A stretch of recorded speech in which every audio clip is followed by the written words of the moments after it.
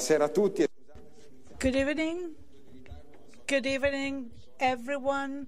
My apologies for starting so late. I know that some people are waiting to come inside. Al knows that very well. He, has been invited for many years now. I have been trying to have him here for a long time, but not to, to catch the headlines or because the awards you received. My invitations started long before you were awarded.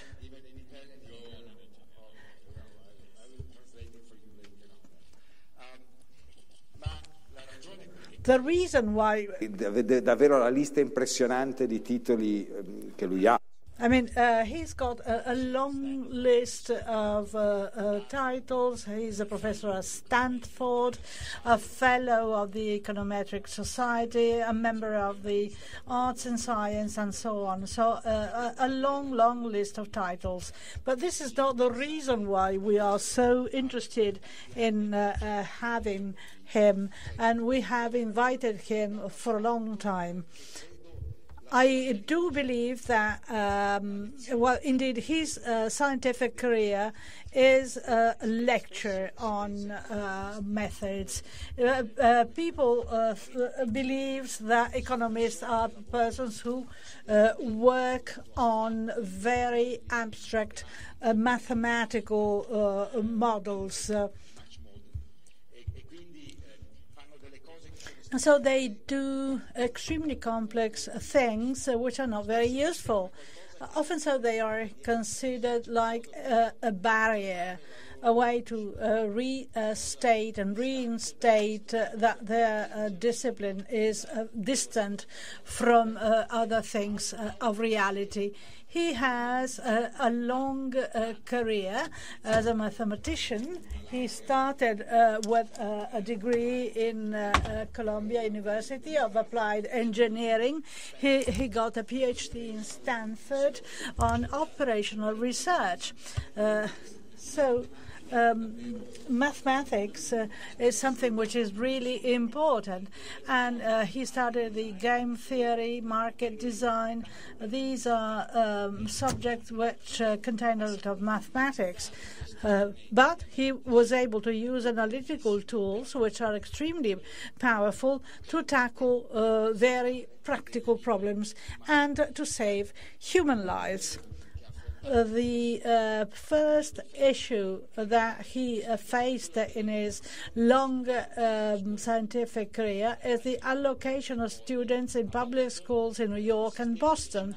The initial system envisaged that students could be listed or could list a ranking of the schools they preferred, and they had to indicate 5 schools. Well, that was sent to schools.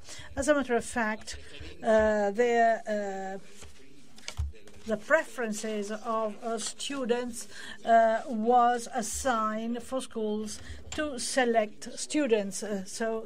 Usually it was the one ranking first giving the sign for the selection, and then students making the application started changing and doing strategical things. So he studied an algorithm to meet or to match the aspirations of students and the needs of public schools. But the reason why he is most known, and the one which had a major impact in improving the qualities and the life qualities of many people, was his work with the algorithm to facilitate the exchange of kidneys. There are markets where there is an issue of matching. There are no prices. Often so, it's us who don't want to have prices. There are laws which prevent the application of market mechanisms, something where there is a bilateral matching. Choosing is not enough. I have to be chosen. This is a typical case in kidney transplantation. There are problems. For example, just think of a family, a member of the family needs a kidney transplant. In that family, there might be someone available to donate a kidney. But there might be practical reasons because they do not match in terms of blood group, so they cannot donate the kidney to the people they want to help, a member of the family. There are, however, other families, other couples who have the same problem. So ideally, it would be possible to allow the donor to give the kidney to a person they do not know, and in exchange, they can have a kidney donated to their partner or the person in the family needing that. That algorithm has been widely used in the U.S. health care system, and about 10% approximately of kidney transplantations in the U.S. Have been governed by this algorithm. This mechanism is, becoming used in Italy also. A sort of exchange chain has to be settled, and that works better when there is a person donating the kidney because they are good persons, they are good Samaritans. They can donate one of their kidney even if no relatives need that. There is a baker in a city near Trento who donated his kidney, and that started a chain in Italy so that many people could receive. The kidney was donated to a couple, and they in turn donated a kidney to another couple, and so on and so forth. That is a way of using mathematical tools to solve a practical problem, which is indeed a major one, that is saving human lives. I don't want to take more time away, and Professor Roth will explain the algorithm and the basic principles of matching market. The floor is yours. Thank you. And thank you. I'm delighted to be here. Can I have my slides, please? I think you need the microphone. The mic is good idea. I am not lucky with microphones today.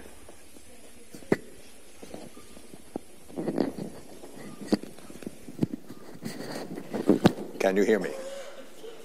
I hope you can. Very good. So I'm going to, as Tito explained, I'm going to try to talk to you about health inequality today through the example of kidney failure, kidney disease that requires transplantation. But I'm going to do it from the perspective of a market designer. And market design is an engineering part of economics. So perhaps instead of a squirrel, I should be speaking with an image of a beaver in mind. And let's see. There we go. So markets, of course, are human artifacts. They are tools that we build. And markets are a little bit like languages, because languages and markets are both collective human artifacts. We make them together. And just as there are many different languages, there are many different kinds of markets. And I think that mostly when we think about markets, we tend to think about commodity markets. So here's a picture of the New York Stock Exchange. And the New York Stock Exchange is a commodity market that sells many financial commodities, but all the shares of AT&T are the same. So when you buy shares on the New York Stock Exchange, you don't care who you are buying them from, and the person who's selling them doesn't care who he's selling them to. You are not entering into a relationship. You are just looking for a good price. And so the job of the New York Stock Exchange, and of any commodity market, is price discovery, to find the prices at which supply equals demand at each moment during the day for each of the financial commodities that are being sold. But not all markets work like that. In many markets, you do care who you're dealing with, and And the prices don't do all the work because you also have to make a match. And in some matching markets, the one I'll concentrate on today for kidney transplants, we don't even let prices do any of the work at all. So let's think about matching markets because you are all familiar with them. I teach at Stanford University, and Stanford doesn't decide which students can come to study at Stanford by raising the price until supply equals demand, right? It's expensive to go to Stanford, but you can't just go to Stanford if you can afford it. You have to be admitted. So university admissions is a matching market. And labor markets are also matching markets. You can't just work at Google because you want to. You have to be hired. And Google can't just decide who will work there. They have to compete with Facebook. So these are markets that are a little bit like marriage.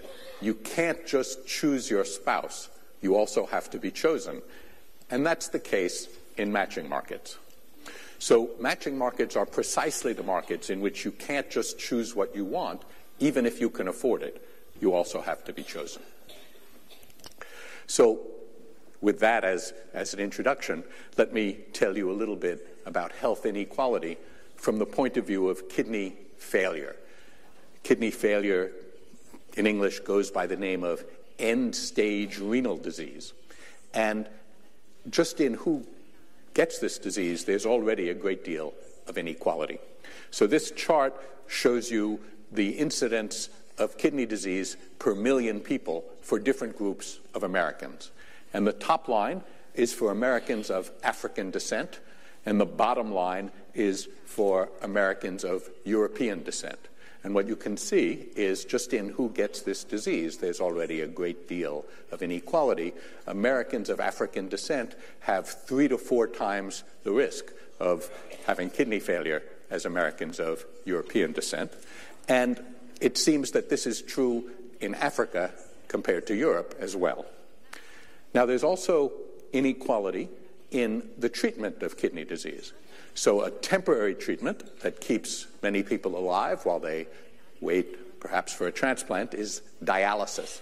And here you have a map of the incidence per dialysis per patient in the population.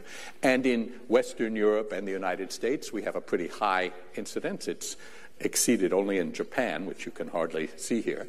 But in much of the world, and certainly in Africa, where there's very high incidence of kidney disease, there is very little dialysis. So in much of the world, kidney disease is a death sentence. Whereas in the developed world, you can stay alive for some years on dialysis in the hope of finding a transplant. But even there's a lot of inequality because there are not enough transplants for everyone who needs them.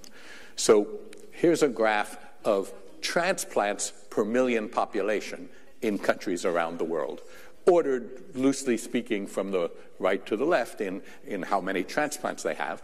And the graph is in 2 colors. The blue are transplants from dead people, from deceased donors, and the orange color are transplants from living donors.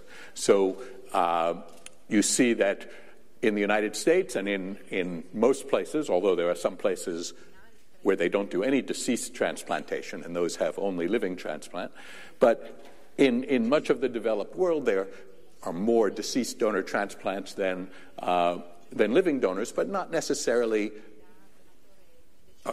a whole lot more.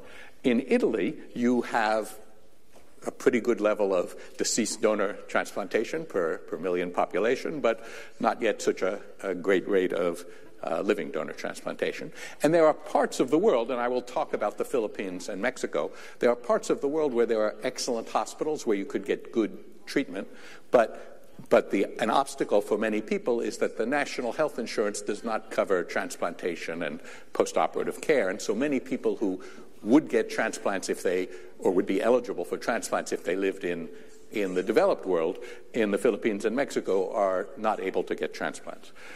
But the big shortage in the U.S. is not financial barriers, it's the number of organs. So in the U.S., this morning, there are about 100,000 people on the waiting list for deceased donor kidneys, for kidneys from people who have died and who have agreed that their organs can be donated in the event that they die in a way that makes their organs valuable. But we only get about 12,000 transplants a year from deceased donors in the United States. And so since we have 100,000 people waiting, that's not nearly enough. And this isn't just an American problem. The estimates vary widely because the data in many parts of the world are not so accurate. But we estimate that millions of people die each year because either they can't pay for transplantation or there aren't enough organs for transplantation where they live. And it's not just an American problem. Here is a graph of Europe where the top line is the waiting list for deceased donors. The orange bars here are deceased donors, and the blue bars are living donors by year.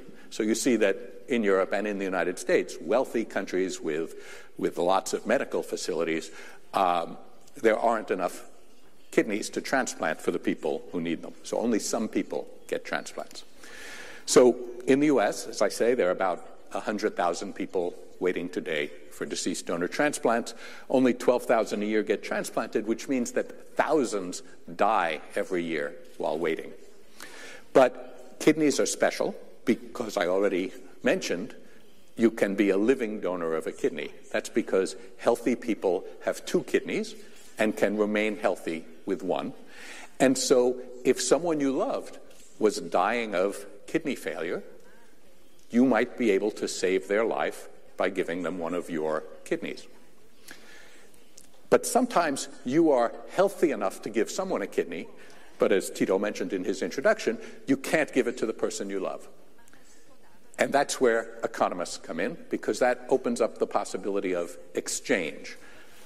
And here's the simplest kind of exchange between just 2 patient-donor pairs. So donor 1 loves recipient 1, but they have different blood types, which is an obstacle to transplantation, although that particular obstacle can be overcome. But donor 2 loves recipient 2.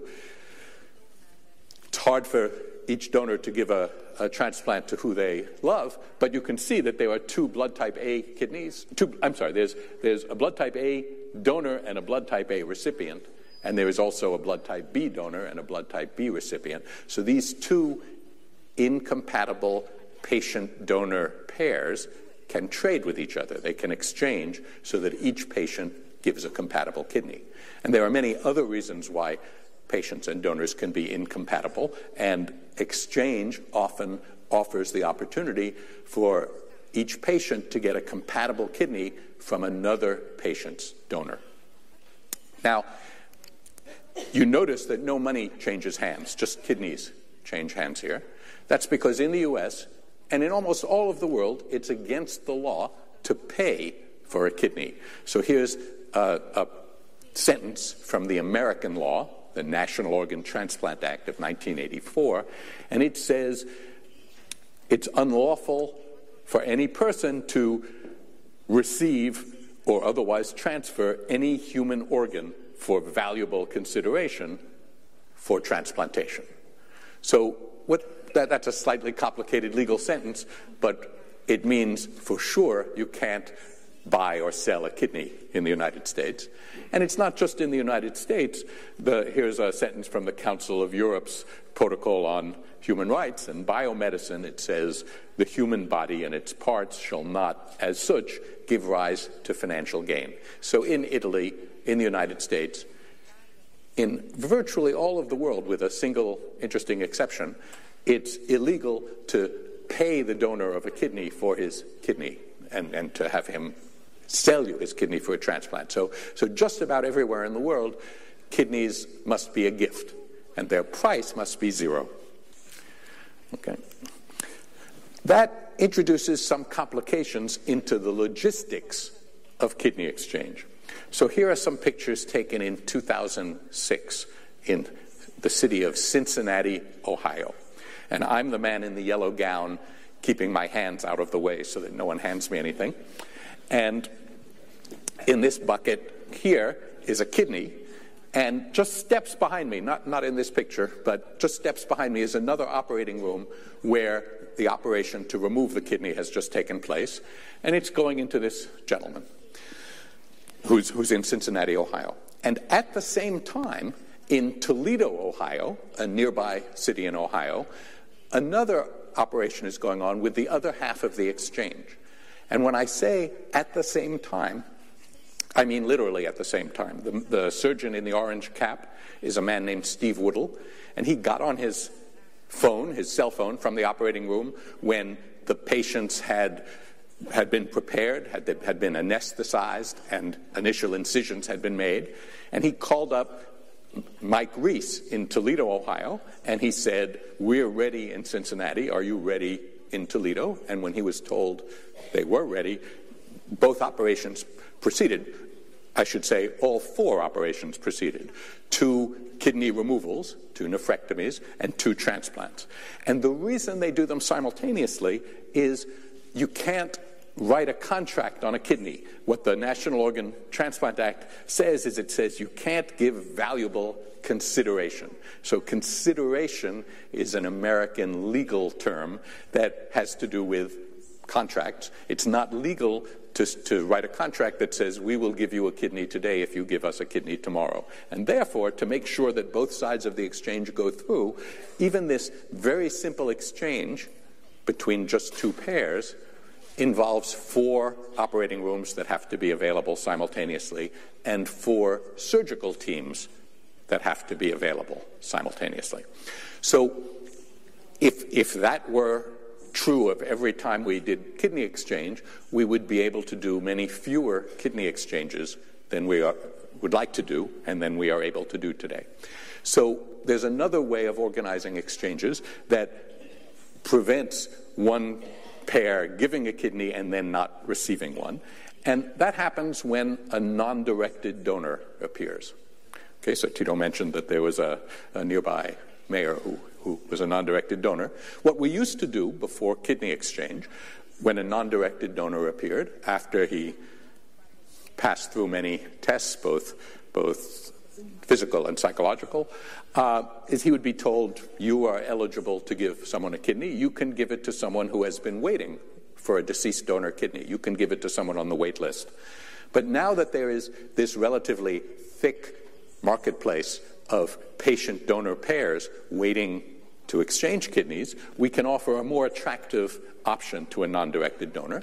We can say, you could give, the non-directed donor, you could give to the recipient in an incompatible patient-donor pair, and the donor who loves that recipient will give to a recipient in another pair, and the donor will give to someone on the wait list. So instead of helping to save 1 life, you can help to save 3. You can have 3 transplants. And a better picture of a non-directed donor chain with 3 transplants is this one. The picture was taken in 2007. This was also an early kidney exchange. It was done in 2006. And you see that there are 6 people in that picture. The question is, why only 6? And the answer is that in 2006, we were doing these exchanges also simultaneously. So we could only get 6 operating rooms and 6 surgical teams together at the same time and do all 3 transplants and 3 nephrectomies. So you need 6 operations. But once you have a non-directed donor, maybe we don't need to do the transplants simultaneously. So let's think about why we do transplants simultaneously on the left when we have 2 pairs, when we have 2 couples, 2 patient-donor pairs. Suppose we didn't do them simultaneously. We always do them simultaneously, but let's suppose we didn't. Then on day 1, donor 2 might give a kidney to recipient 1. And and he no longer has a kidney. That's what the red X is for. And on day 2, for some reason, donor 1 fails to give a kidney to recipient 2. So it's a broken link in the exchange. That's a very bad thing. We never want that to happen because pair 2, donor 2 and recipient 2, have been really harmed. First, they had a surgery that didn't help them. They gave a kidney but didn't receive one. And they no longer have a kidney with which to participate in kidney exchange. They won't be able to exchange a kidney anymore the next time we do a kidney exchange. So they've been really harmed. So we never let that happen. We always do those simultaneously. But now, supposing we have a non-directed donor, maybe we can relax a little. Because suppose that the non-directed donor on day one gives a kidney to recipient one. And on day two, for whatever reason, again, donor one fails to give a kidney to recipient two. That's very disappointing. But it's not tragic. Pair two hadn't yet given a kidney. They are no worse off than they were before the non-directed donor appears. And the next time we run a kidney exchange, the next day or the next week, they can participate because they still have a kidney, because they were planning to get a kidney before they gave one. So if the chain breaks, the cost is not so great. And so we can consider whether we could do better by conducting chains non-simultaneously, because then we wouldn't have to schedule so many operating rooms at the same time, and we could conduct more transplants. So the first non-simultaneous chain was reported in 2009 in the New England Journal of Medicine, and the first author is Mike Reese, the surgeon in Toledo, Ohio, at the other end of that phone call. And this is an unusual paper, but there are many unusual papers in this literature because it has surgeons and economists and computer scientists among the authors. And this first non-simultaneous chain, at the time that it was reported, had 20 people in the picture, 10 nephrectomies, 10 kidney removals, and 10 transplants. Okay? And the last lady in the picture, Helena McKinney, she had blood type AB. Nowadays, we try not to end chains with someone who has blood type AB because it was hard to find her a match. But 3 years later, when an appropriate match was found, she continued the chain and added 12 more people to the picture. So chains, sometimes conducted non-simultaneously, sometimes allow us to do many more transplants than could be done if they had to be done simultaneously. And here's a picture of a long chain. It has 60 people in the picture. There have been some longer ones. Today, in the United States, the average non-directed donor chain has 5 people in it. That's the average, made up of some long chains and some short chains. So kidney exchange has been growing in the United States, kidney exchange and non-directed donation, and today it's about almost 14% of the transplants that we do from living donors in the United States. But it's still not enough. So I could spend my time today telling you about victory after victory in the battle to make more transplants available, but I would be telling you about victories in a war that we are losing. When I began work on kidney exchange, there were only about 40,000 people in the United States waiting for transplants from deceased donors, and today there are 100,000. So it's good that we make more transplants available, but we are not winning the war. We have to do much better. Incidentally, kidney exchange is also growing outside of the U.S. This is a good thing, and around the world. I have a blog called Market Design, and these are posts from my blog when I hear about kidney exchanges first being done in other countries. But what I want to tell you about now is, you remember I showed you the incidence of transplantation around the world, and there are some parts of the world where there's very little transplantation. There's some, which means they have good hospitals that can care properly for patients, but very little because there are financial barriers. So, for instance, in the United States, what stops there from being more transplants is there are not enough transplantable kidneys. There are not enough organs. But in the Philippines and in Mexico and in other parts of the developing world, the reason that there are not enough transplants is there's not enough money. And so the question is, can we help? Can we do something that will mutually benefit developed world countries and developing world countries, rich countries and poor countries? And what we're proposing, what we're just starting to try to do, is to arrange kidney exchange by inviting patients from developing countries to the United States to take part in American kidney exchange and subsequent lifetime postoperative care in their home country, free of charge. The question is, why does this make sense? And I want to tell you about that. Okay, so let me tell you about the very first global kidney exchange, which involved this couple from the Philippines. So in the Philippines, the national health insurance just covers about 2 months of dialysis. So not very much at all, and does not cover transplantation. So this couple had used up its life savings trying to extend Jose's life, getting more dialysis, but then they came to the United States, to Toledo, Ohio, and they received a transplant from an American non-directed donor. So Jose received a transplant, and Christine continued the chain by giving her kidney, not to Jose, but to someone in the American kidney exchange pool. So in fact, here's a picture of the chain to date. Jose received a kidney from a non-directed American donor, and Christine continued the chain and gave, she had a blood type O, she started a blood type O chain that gave to an American with blood type O, and at the moment, there are 11 pairs in this chain, and Jose and Christine have been back in the Philippines for a while now. After you've had a transplant, you need to take immunosuppressive drugs every day for the rest of your life.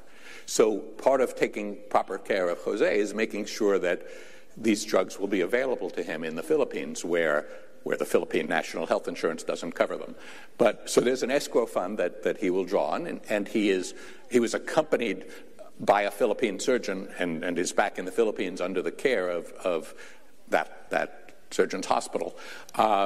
So there's every reason to think that he will have as good a post-operative experience as the other patients in his chain who live in America.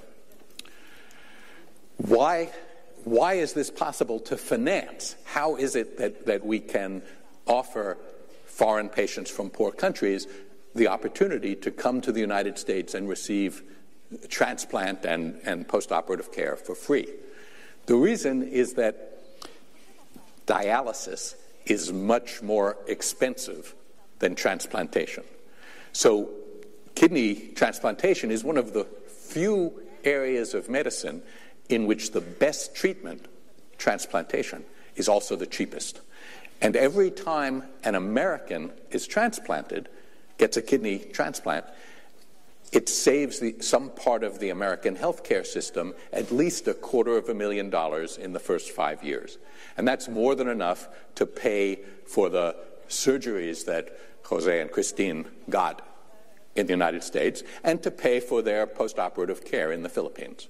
So there's reason to believe that we could, if we could do this on a large scale. So far we have done only 4 of these global kidney exchange chains.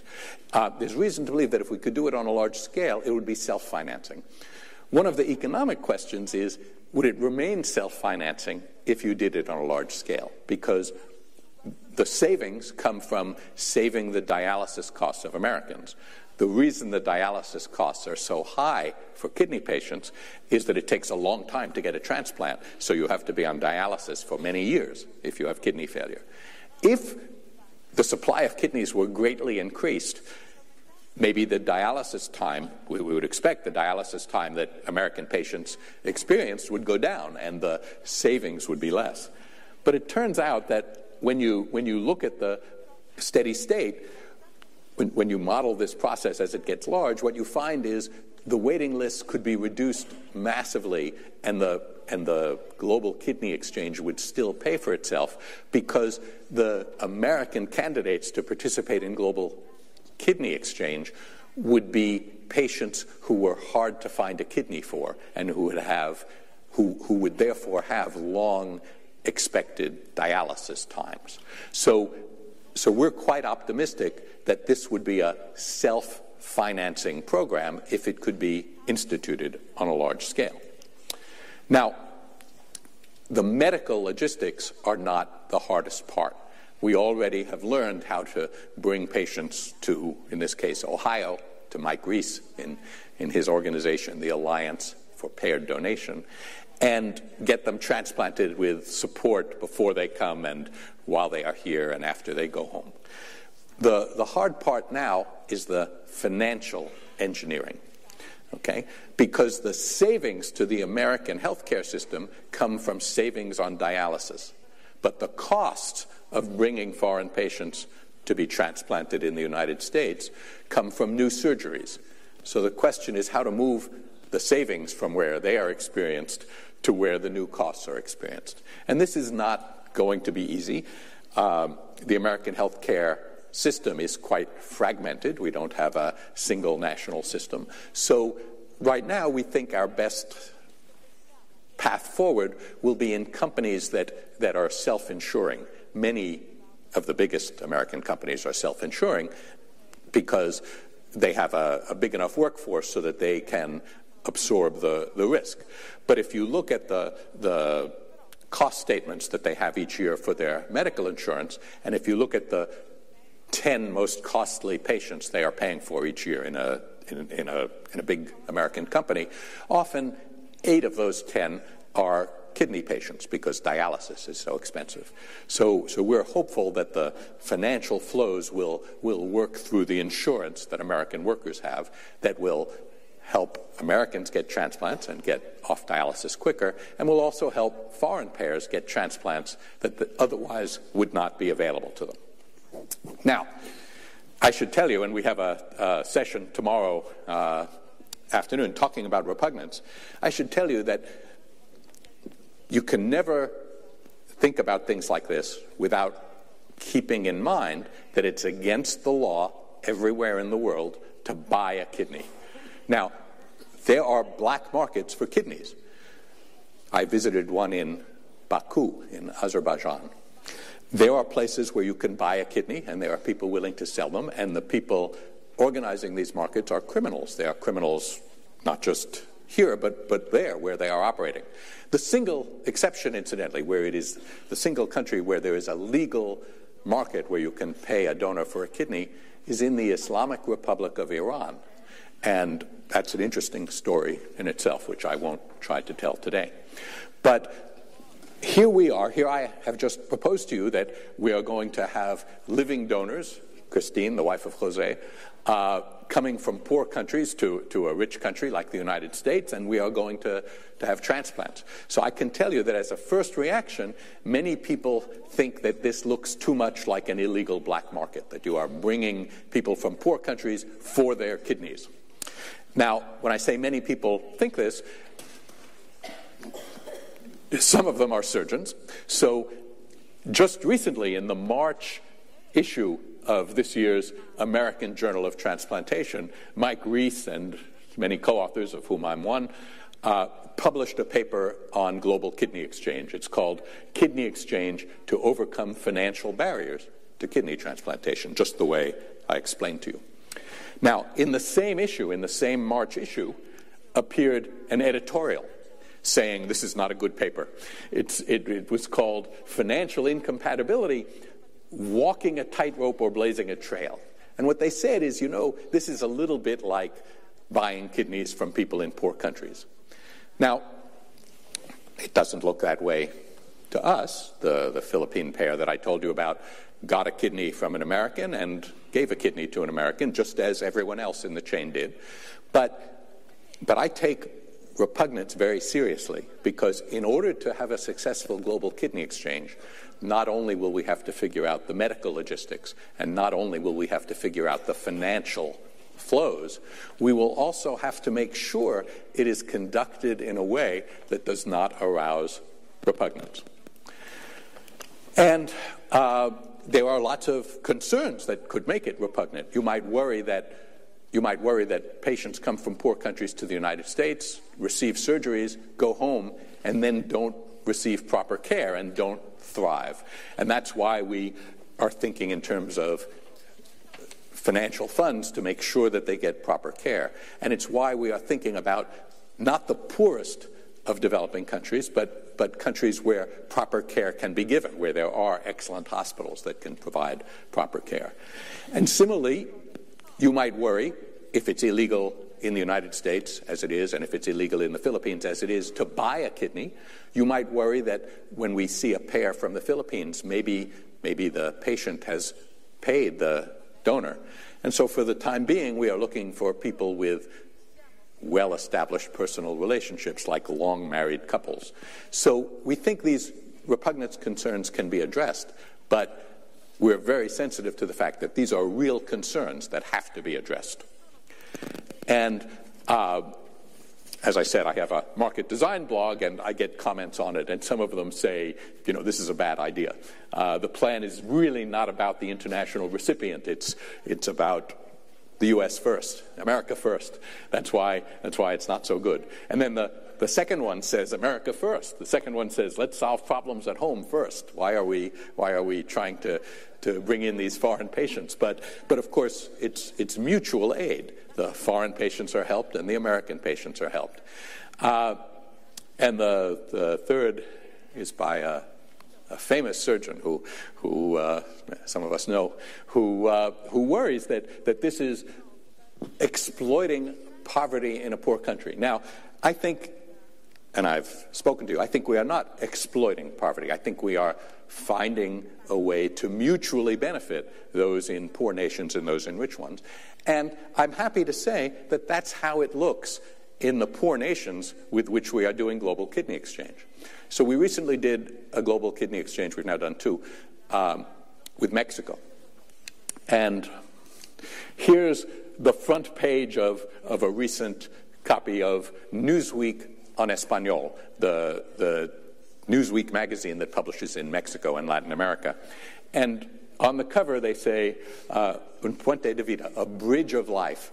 And the first paragraph of the story says, just as U.S. President Donald Trump is seeking to build a wall of thousands of miles on the border with Mexico, a tireless surgeon, that's Mike Reese, and a renowned economist joined forces to exchange organs between citizens of both countries.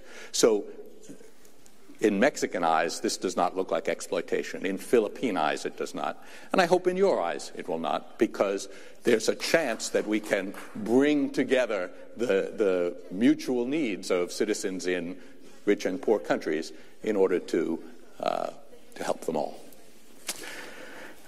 Let me stop.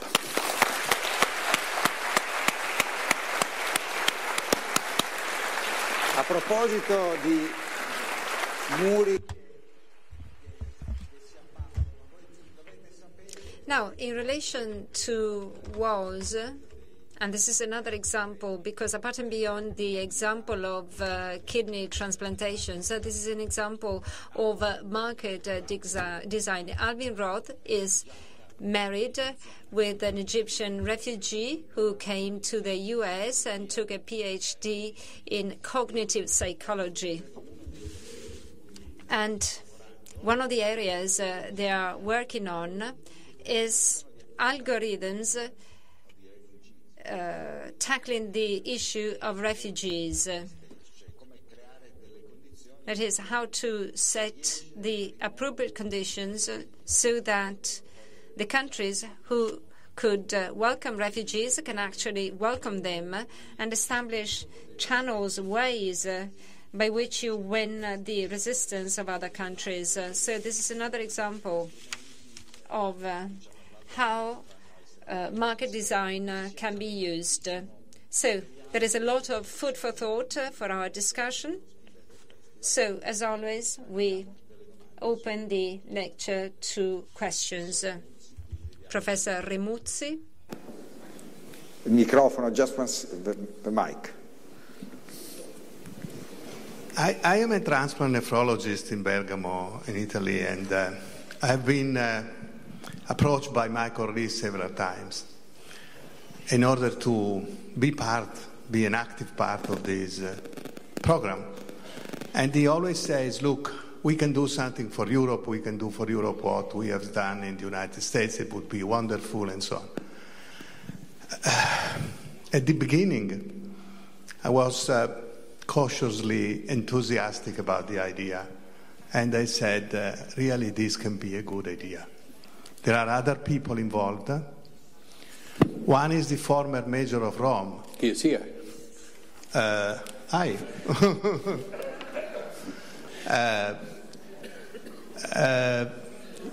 You know, my great friend. What I did, I don't know whether Ignazio agree or not, I was to try to involve other people in thinking about what you are saying, like Delmonico. Yeah, I know him well. Yeah, I know. And David Toole, who is a religious person, who is very famous in the United States. And all of them had major problems. You know, they wrote a long letter to me and to Ignazio saying several things, among which the most important one, in my view, was they said, why you are doing that in Mexico and Philippines, that are the two single countries where you have more illegal organ trafficking, exactly for the reason you said. They are very sophisticated in terms of surgeon and nephrologist and post-transplant care, sophisticated enough to do that, and they have a black market that is very, very well known. So Mexico and Philippines are exactly the two countries not to have been selected according to Delmonico. So if you convince me, I hope you will convince me, and then I will try to support. I'm sure Ignazio will do the same. Okay. So the question is why the Philippines and Mexico, and part of the reason why is they can do transplants there. So let me say that before we went to the Philippines and Mexico, I went to Lagos, Nigeria, and Mike went to Kenya. And in both places, we found that there were not sufficient health infrastructure to safely send patients back home if they came from there. So although the need in Lagos is enormous, they actually don't know how great the need is because they don't identify patients with chronic kidney disease, let alone end-stage renal disease. So we want to help patients in countries where they can be safely sent home, and the Philippines and Mexico are good examples of this. So now the question is, how about the black markets that exist there? So let me tell you a story that might be better told tomorrow when Ignazio and I will be on a panel about repugnant transactions tomorrow afternoon. Actually, I can advertise that panel now on my... Can I have my slides back for a minute? So tomorrow I'm going to speak about a book, but then at 1500 and then at 1830, Ignazio and I and Mario Masis and Nicola Lacetera are going to speak about the question of how about repugnant transactions? How should we think about them? And one of the things that Ignazio sent us in preparation for this was a short video of an illegal kidney transplant being done in Pakistan. And I am not a surgeon, but looking at the video, I could see that the surgeons wore gloves but not gowns. There were people in the room who hadn't scrubbed in. It didn't look like a great place to get a kidney exchange. One reason people get kidneys in illegal black markets is that they don't have better opportunities. We would like to provide them with a better opportunity. One reason we don't like illegal black markets is they take advantage of poor and vulnerable people. The donor sellers in illegal markets don't get adequate postoperative care. In Baku, many of the sellers are young women from Moldova or Ukraine, and they are committing a crime at home and in Azerbaijan, so they go home to no care at all. These black markets exploit vulnerable people. Global Kidney Exchange will not. We will give people access to American quality health care and save their lives. So I know Frank Delmonico very well. Let me just take a moment to praise Frank Delmonico. He was not initially so confident that kidney exchange was a good idea. But he eventually became convinced, and we helped him. My economist colleagues and I helped him found the New England Program for Kidney Exchange, which was the first multi-hospital kidney exchange in the United States. So I'm hopeful that we will convince Frank, and I hope that we will convince you as well, that if we are careful and transparent in how we recruit donors and patients from overseas, that we can not only deal with them in a completely ethical way, but that we can start to diminish the attraction of the black markets. Bene, sono sicuro che ci sono altre domande dal pubblico. Là in fondo, prego, qui a destra, qui nella mia, ecco, sì, qui quel signore là, ecco, qui, lì, prego. Io come Well, first of all, I'd like to thank you. I am a kidney transplanted person from a living person, from my mother. So I cannot but thank my mother for giving me that opportunity. And I think that patients in places like Mexico and the Philippines have the same needs of transplants of Americans or Italians or Europeans. So I agree with you that they go to the black market because they don't have any other alternative. 25 years ago, I did the first transplantation. I went to Belgium because in Italy, Trento had that agreement with Brussels anyway, and I met a Roman person who was going to India to do a transplant, a non-official transplantation, let's say. So the needs are the same for all the patients, and the opportunity to give Mexicans or Philippines, so giving them the opportunity to get a transplantation and then be able to continue with the post-op care. Well, in my opinion, that is something great. So I cannot but thank you for this project.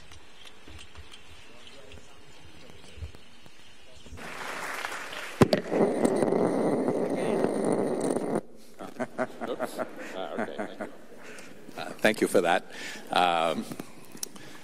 We are lucky that our mothers love us. And, of course, Philippine mothers and wives and husbands and sons and daughters love their relatives who need kidneys also. So I agree with you. It would be a great thing if we could, in a system of mutual benefit, extend the kind of health care we get in the developed world to those loving people in the developing world. Thank you.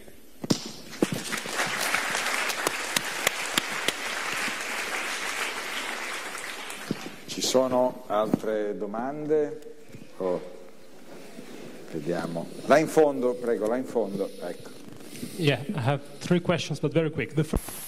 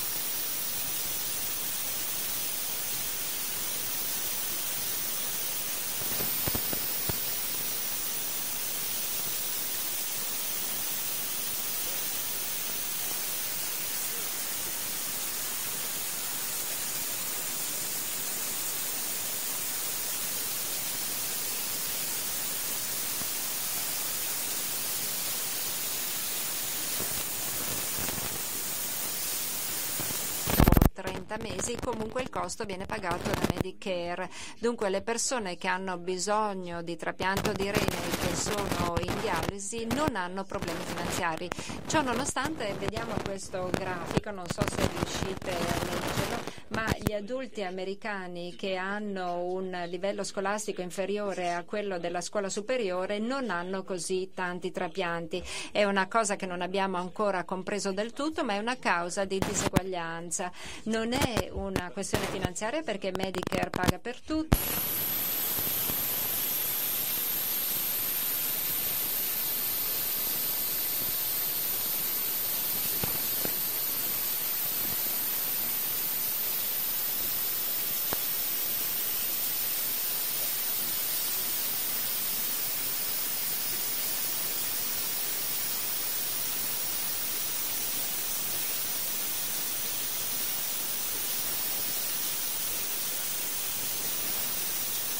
Penso che il cambio internazionale di reni non ci risparmi dal riflettere sul fatto che le persone che hanno un basso livello scolastico non hanno molti trapianti, perché anche loro sono persone che hanno madri, mariti, mogli che li amano. Dunque abbiamo tantissimo lavoro ancora da fare.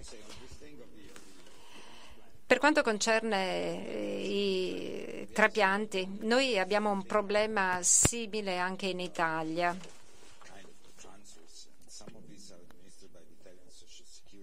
Alcuni dei trapianti sono gestiti dal sistema sanitario nazionale, vengono gestiti dal sistema sanitario e c'è un quadro simile anche per quanto concerne il livello scolastico. Nonostante il fatto che ci sia una copertura sanitaria totale in Italia, ha a che fare con la burocrazia, certo, e questa è la ragione per cui prima ho parlato di quei programmi per i ragazzi. Sì, questa è la ragione per cui questa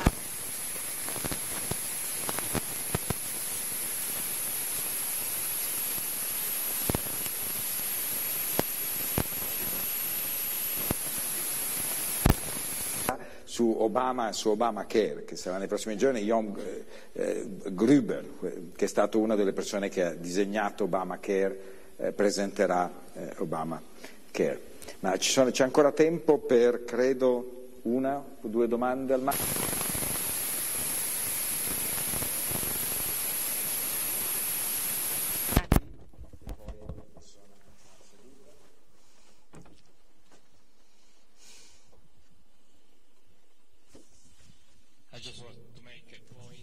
So he can help me in convincing Beppe Remuzzi that is the way to go. Don't you think that, what you have shown to us is exactly the opposite of the black market, because everything you've shown us is happening, in a way that everybody can check, is transparent, is in the open. It's just the opposite of a black market of organ. I myself believe strongly that organ trafficking is a crime against humanity, because you actually take advantage of somebody that is very poor for somebody that is rich and can pay for an organ, and I think it is really wrong.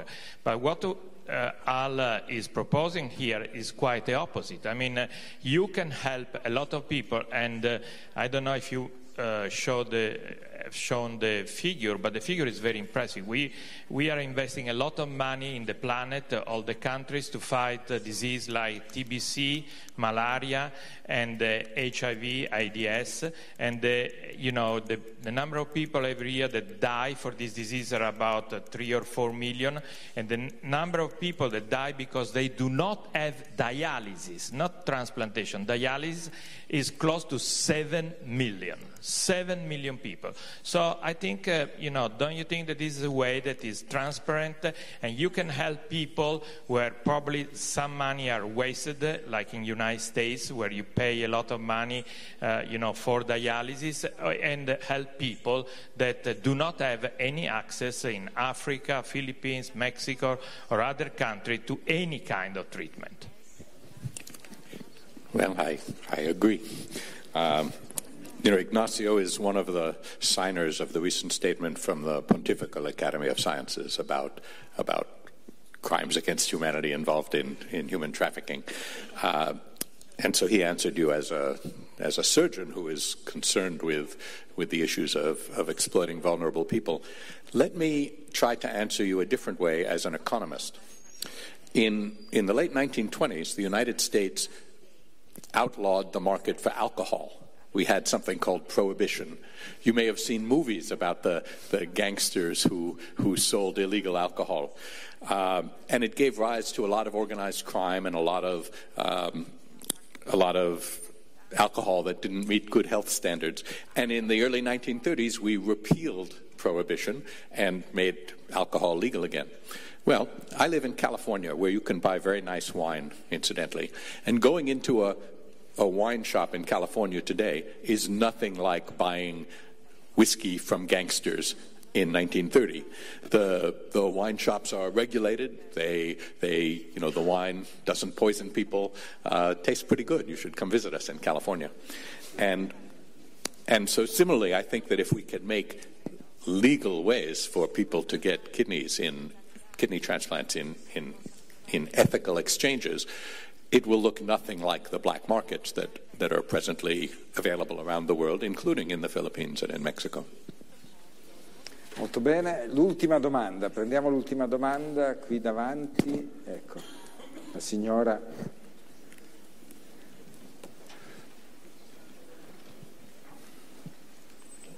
Thank you for your presentation. Mia domanda è questa, perché l'offerta dei reni negli Stati Uniti why the non è abbastanza sufficiente? Supply of kidneys in the US is not sufficient? This is my question. Is it a question of altruism? Perhaps Mexico and the Philippines are more altruistic in giving organs? This is another question. And then, is there a difference in terms of donations from men and from women? Gender differences. Yeah, so let's look at whether they are more altruistic in Mexico and the Philippines. I think they are not. These figures are donations per million population, so they are population adjusted. Now, you can't directly tell whether people in the Philippines are less altruistic, of course, because although they have many fewer living donations, there's also fewer finances available to conduct live donor transplants. So it's possible. So I showed you the picture of a couple where the wife is very altruistic and wants to give a kidney to her husband, but is unable to for financial reasons. But I don't think that I don't at least think that there's good evidence that the lack of that people are more altruistic in one part of the world than another.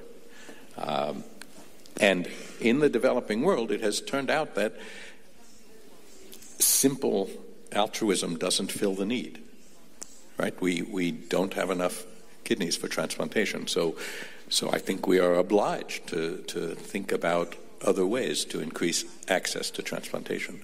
I should mention also in my economist mode that not only is kidney failure a terrible disease, it's an expensive one.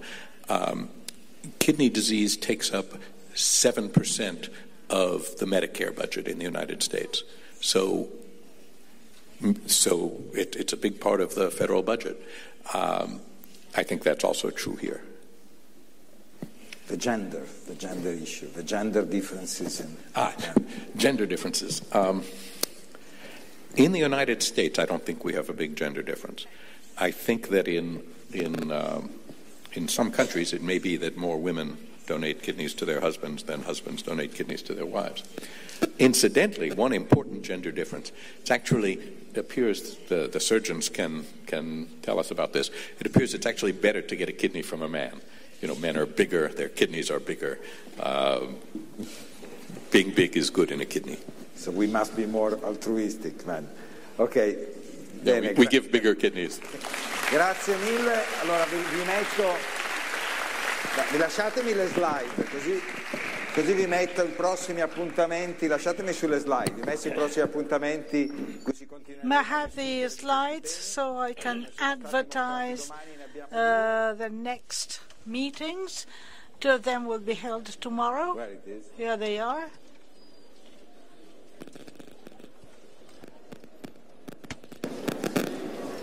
Ok, eccoci qua. Domani alle 15. Tomorrow, 3 p.m. and then 6:30 p.m. Thank you very much. Thank you so much.